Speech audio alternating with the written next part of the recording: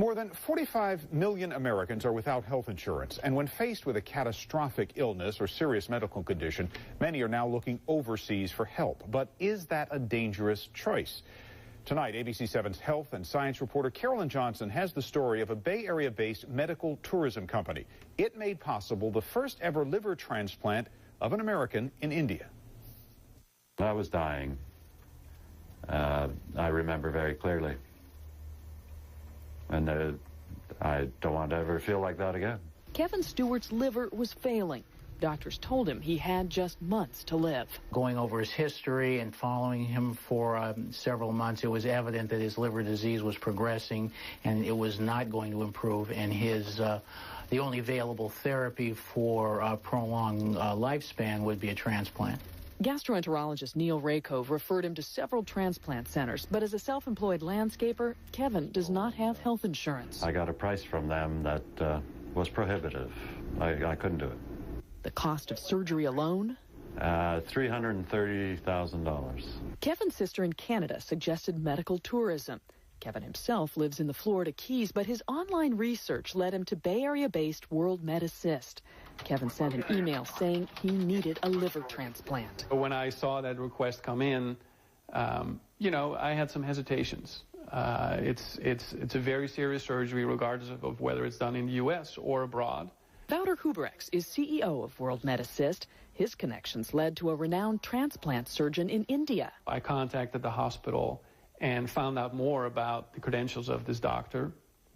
And within a matter of days, I had all those credentials and found that actually his record for liver transplant is better than what Mayo Clinic in the U.S. can provide.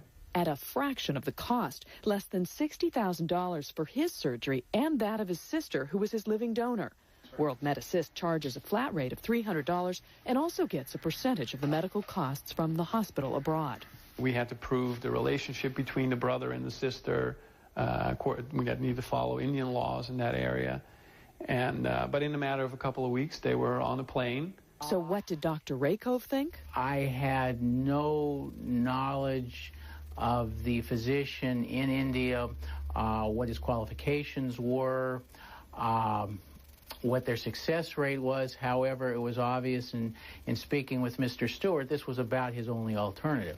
And Dr. Rakove agreed to provide all follow-up care once Kevin returned home. The communication between myself and the surgeon in India has not been a problem. World Med Assist acknowledges patients have limited legal recourse if something goes wrong overseas. Patients must follow the laws of the country in which surgery was performed, often a different set of legal principles than in this country. Medical treatment is not like buying a loaf of bread.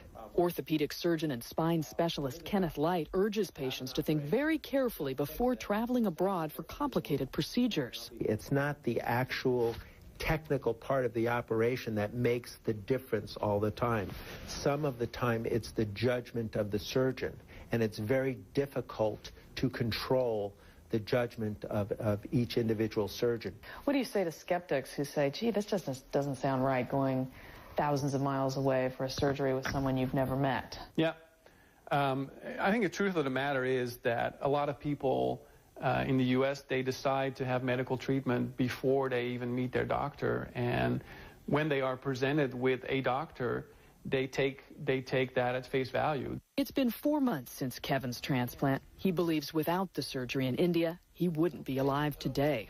His doctor agrees. I think it's important that people know that there are options. We have, great doctors and facilities here, but there's others in this world. It's a big world. For Kevin, his life-saving solution was found on another continent, a solution made possible through World Med Assist. Carolyn Johnson, ABC 7 News.